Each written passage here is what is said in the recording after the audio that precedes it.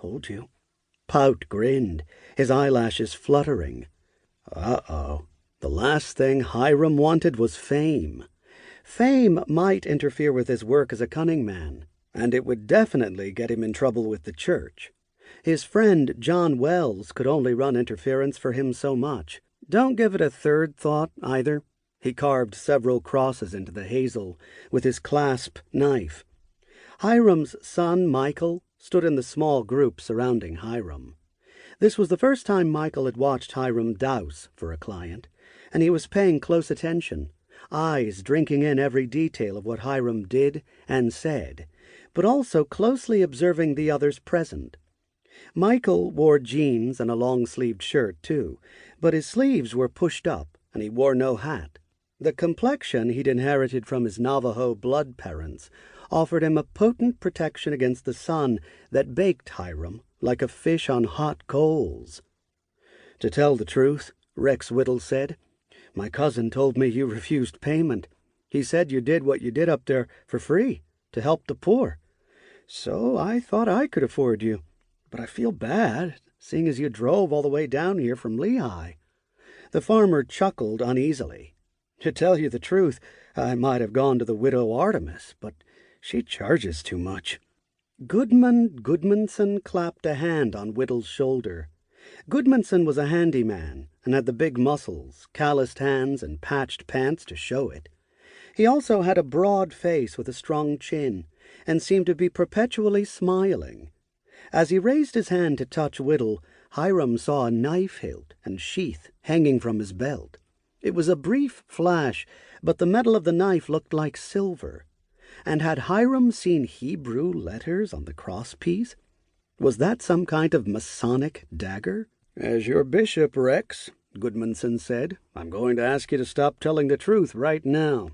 That drew a chuckle from the others standing and watching. Powden Smothers, Lloyd Priest, the rancher, who was Goodmanson's counselor, and the burnt-faced ranch hand, whose only name, apparently, was Clem. "Why?" Rex asked. "Because she's a fallen woman? I wasn't saying I'd pay her for that." "It's Brother Woolley's calling," Goodmanson said, "isn't it? He's an assistant to the presiding bishopric. He travels around the state helping out. Sometimes he helps with his truck. Sometimes he helps with his mosaical rod." "That's basically it," Hiram said, "only it's not that official. I just try to help out, is all." Whittle shrugged. "I bet the widow could douse, though.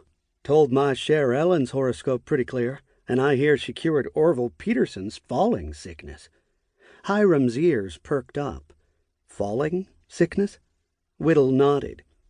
The widow gave him what looked like a silver cross, and from the moment he started carrying it in his pocket, the seizures stopped.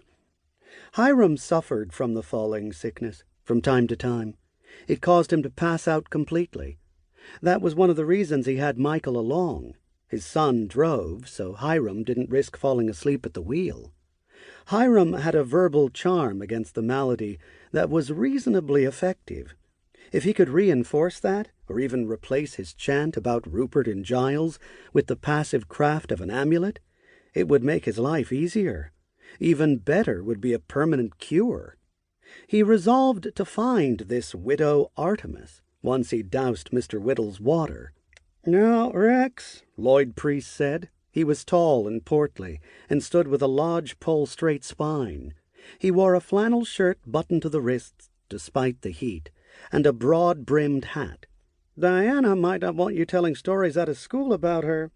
Michael snickered, but then caught himself. "Diana Artemis. Really?" Rex wrinkled his nose. "I figured it was just her business, like what Mr. Woolley does." "Maybe," Priest countered, "but some folks aren't as open-minded as you and I. We don't know if Mr. Woolley believes in all that hocus-pocus." "They are here, dowsing," Goodmanson pointed out. "We both are firm believers in the hocus part," Michael said instantly, "but only 50-50 on the pocus." Priest snorted. "And I'm partial to the pocus myself." He gave Michael a wink. Then to Rex.